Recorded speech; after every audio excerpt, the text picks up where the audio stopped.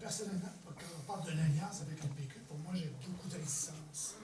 J'étais énormément déçu par le Parti québécois à partir du moment où il était social-démocrate puis il a pris une tangente très à droite. Et la question du mode de scrutin, il l'avait dans son programme. Il l'a enlevé quand il est arrivé au pouvoir. Il vient de le remettre en alliance avec les autres. Est-ce que ça veut me dire, est-ce que je dois lui faire confiance que s'il arrive au pouvoir, il va le garder là ou il va l'enlever? Moi, tout est là. Est-ce que vous dois faire confiance ou non?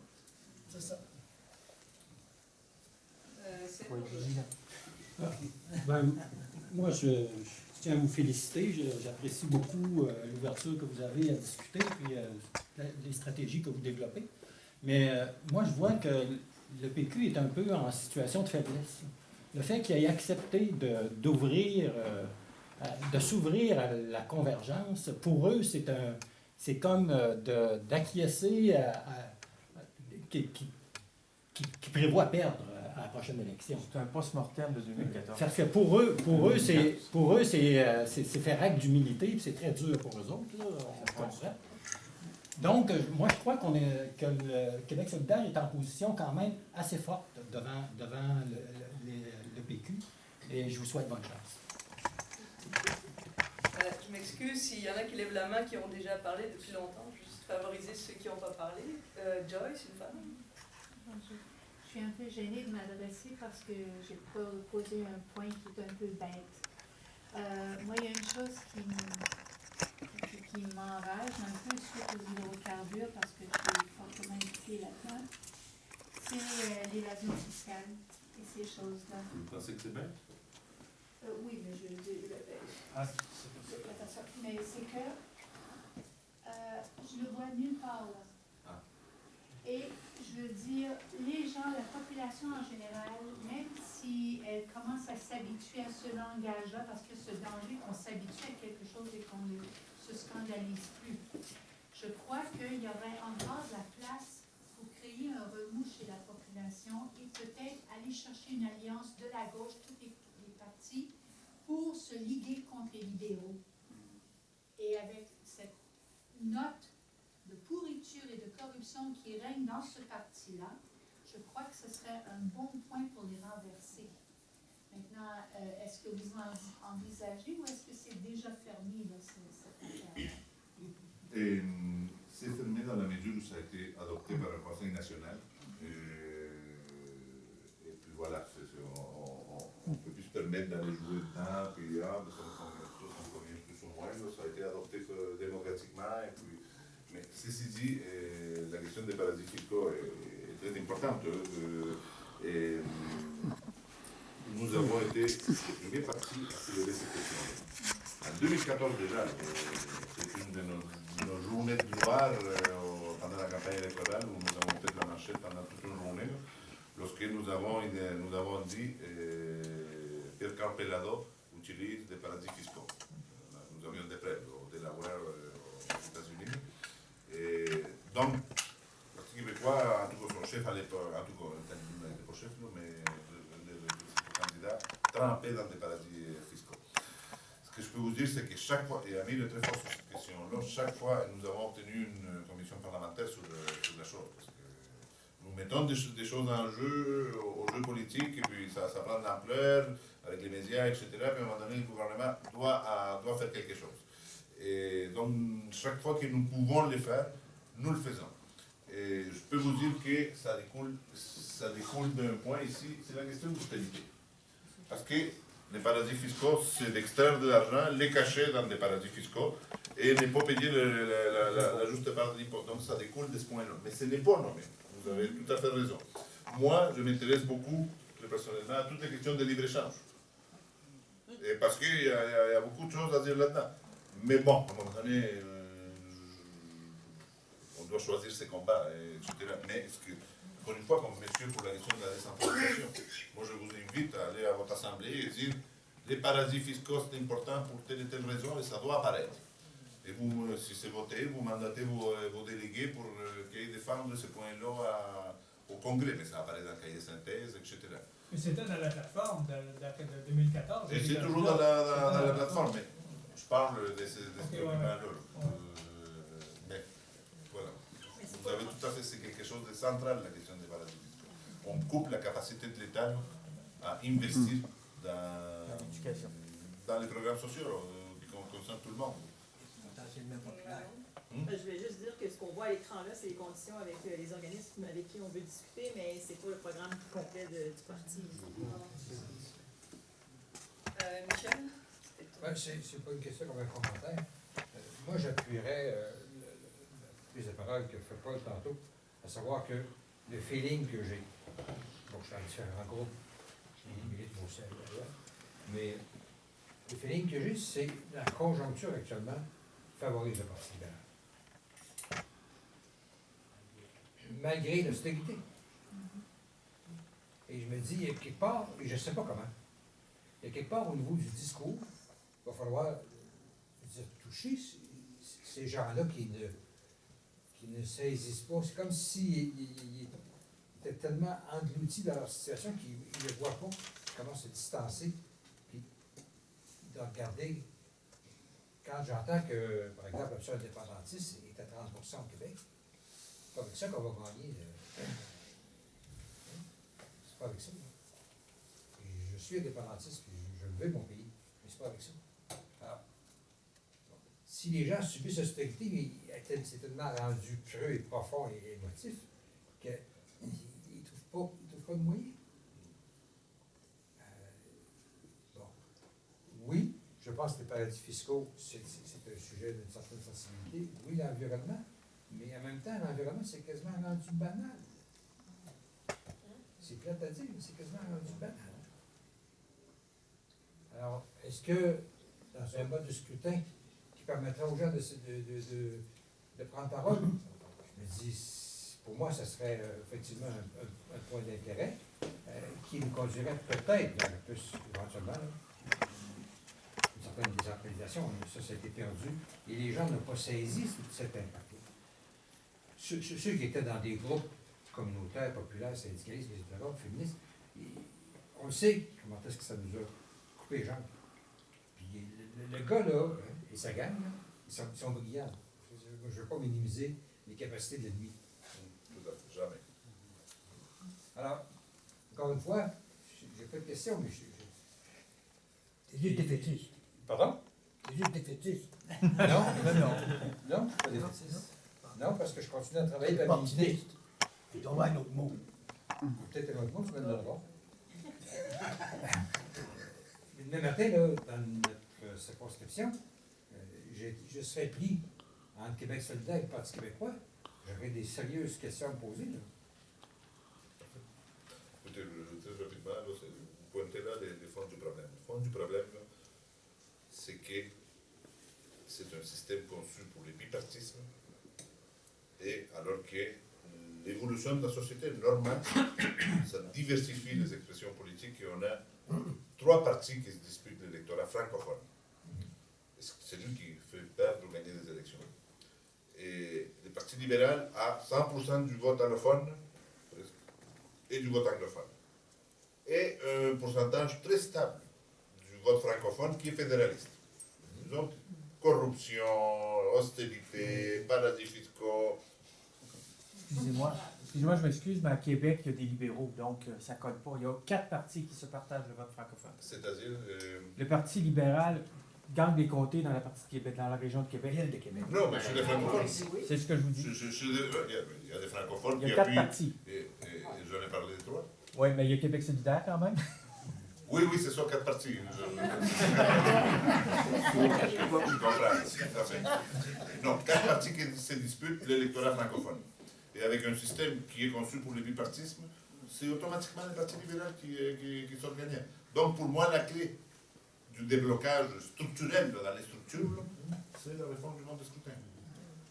Sinon, on se dispute, on va passer notre vie à se disputer l'électorat. La seule solution, c'est que la CAQ disparaisse et qu'US disparaisse. Sommes-nous prêts à ça? Pour avantager le Parti libéral, pour les partis québécois, pardon. Ou qu'ils soient tout seuls à affronter le Parti libéral. Est-ce que c'est ça la solution? Monsieur? Oui, moi, je suis Luc du comté de Champlain. Je voudrais juste dire que, du côté de l'Ontario, il y a une espèce de, comment je pourrais dire, de culture politique qui est en train de Je commence à être très déçu moi, du système politique comme tel. Parce que je lis les journaux, s'il y avait eu un sondage comme hier ou aujourd'hui, les partis libéraux seraient encore au pouvoir. Puis je pense que quand on parle de convergence, il faut regarder où est rendu le peuple là-dedans. Le peuple, lui, il est fatigué. Il est coupé de partout. Il est en manque de tout. Fait que, avec tout ça, là, cette domination, ce dénominateur commun de base, il est essentiel pour qu'on puisse faire une convergence pour aller jusqu'au peuple qui a besoin. Il est tanné d'être coupé, il est tanné, il n'en peut plus. Il ne sait pas sur quel sein se vouer. Il continue à voter pour des bandits. Excusez l'expression, là. Ben, on a vu tout le système de corruption, puis tout ça, ça existe encore. Puis il n'y a pas une semaine, il n'y a pas un mois où le Parti libéral n'est pas écorché. On en est fatigué. Le Parti libéral décide des affaires, il décide du seul. Il ne consulte même plus. Fait que là, moi, j'en ai par-dessus la tête de ça. Puis la question que je viens à me demander, il dit, on n'entend pas beaucoup parler de la convergence comme telle. On entend parler quand il y a des séances d'information comme telle, comme ici. Puis là, je suis prêt à me demander, c'est-tu possible de faire une convergence ou c'est pas plutôt de divergence qu'on est en train de faire? Tout le monde est dans son clocher, puis tout le monde veut tirer la corde de l'autre pour sonner les cloches. Ça n'a pas de bon sens. Il faut avoir en tête que le peuple est fatigué. Il a besoin de réinvestissement dans la société. Besoin de ça, oui. Fait que là, de grâce, là, je pense qu'on n'est plus au temps de tergiverser comme tel. Là. Il est temps de passer à l'action, puis démontrer au peuple là, de comment est-ce que ça va fonctionner, les prochaines élections. On l'a dit tantôt, c'est demain, là. Puis ça presse. Puis oui, au plus vite, la convergence. Parce que je commence à être désillusionné de la politique. Il y a eu un petit moment de lueur puis d'espoir aux dernières élections complémentaires qu'il y a eu. Puis quand je regardais ça, c'était merveilleux. Le vote souverainiste, il aurait remporté les 3 comtés qui étaient en élection sur les 3. Il y en a eu 2 sur 3. Le 3e, ils l'ont perdu. Bien, si on avait calculé les votes souverainistes, on les avait tous. Fait que oui, il faut retourner à la base du peuple. Qu'est-ce qu'on veut, qu'est-ce qu'on a besoin. Puis peut-être laisser de côté, c'est peut-être difficile, là, j'ai dit chicanes de clocher, puis de partis politiques, puis moi je suis meilleur que toi, puis là tu devrais être chez nous, puis tout ça. Puis je me demande, c'est ça, si le Québec solidaire, il ne met pas la barre trop haute pour justement qu'il y ait une bonne entente avec le principal intéressé, le Parti québécois, et Québec solidaire. Moi, dans mon sens, ça serait une excellente combine. Et de grâce, j'espère que les décideurs vont travailler au plus vite dans cette direction. Je vous remercie. Merci. Il reste le temps pour une dernière intervention. Puis il y a juste une personne qui n'a pas pris la parole, qui avait manifesté son intérêt, c'est François. Oui. Pierre. France. Pierre. Monsieur France. C'est plus des commentaires. Je vais prendre les mots d'un prédécesseur. Merci d'abord d'être là. Dans les dernières minutes, j'observais le visuel. Moi, je vais sortir fatigué. J'ai été concentré. J'ai reçu beaucoup d'informations. Il s'en nous les dit beaucoup. Puis je pense qu'il y a encore de la place pour la réflexion. Je garde le rêve que la consultation auprès des mouvements sociaux va se faire. Je ne suis pas sûr dans les mots que j'ai entendus qu'on est dans le court terme, mais je conserve en tout cas cet espoir-là d'un renouveau politique, malgré, oui, la fatigue là, qui s'accumule. Pour moi, il y a 2 éléments sur lesquels j'aimerais revenir. Ce que tu as rajouté comme 4e point à Jean-Claude, QS phare et éventuellement augmenter les régions, je ne sais pas comment ça peut se mettre en arrière, en avant, à côté de ce tableau-là, mais pour moi, ça c'est important, c'est indissociable de la décentralisation. C'est mes commentaires.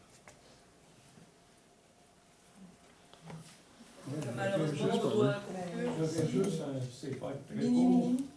mini.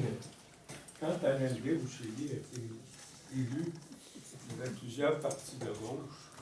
Et leur motto pour élire Alain Blais, c'était « L'idéologie divise, l'action unie ». Puis je pense que ça s'applique à nous autres aussi. Ça s'appelait l'unité populaire de la coalition. Ouais, Mais il y avait un grand conflit entre les principaux partis, le Parti communiste et le Parti socialiste. C'est assez drôle, le Parti socialiste disait avancer pour consolider. Avançons dans le processus révolutionnaire pour consolider le processus. Le Parti communiste disait consolidons pour avancer. Ralentissons pour le processus révolutionnaire pour avancer. Alors, merci à tous pour vos interventions. Yvon et Samuel. Juste un petit. Écoutez, ça me fait plaisir d'être ici. C'est fatigant, hein, sur beaucoup d'opinions, beaucoup d'informations. C'est sur la vie politique. Je vous remercie d'être resté ici tard pour continuer cette discussion-là parce que c'est éminemment important, je pense. Et ce que je vous dis, là, les points de vue sont divergents. Moi, j'entends des gens qui sont tannés, qui veulent que ça se débloque quelque part, une entente avec les partis québécois, etc. Moi, ce que je peux seulement vous dire, là, moi, j'ai mes opinions, mais en tant que président, là, je dois représenter les idées de tout le parti, fait que je fais attention, mais de grâce, si vous voulez que vos opinions aillent un poids dans le parti, allez dans l'Assemblée générale, parce que ces choses-là vont être discutées, là, et mettez votre poids dans la balance, élisez des délégués qui vont porter votre opinion, là, et c'est au Congrès que ça va se décider. Donc, si vous voulez que ça avance, là, comme disait l'autre, engagez-vous.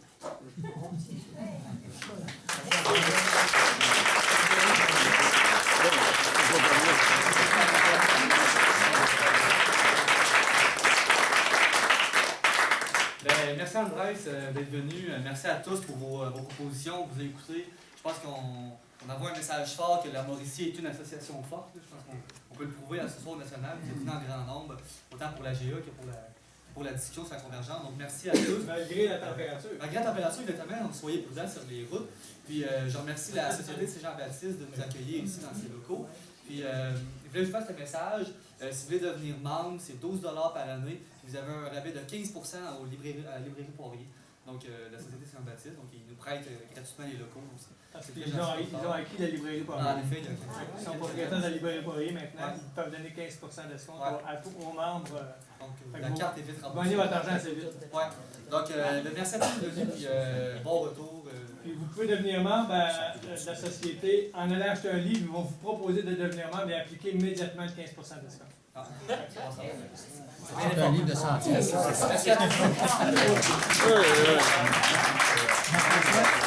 Peux-tu te demander quelque chose? Ben oui.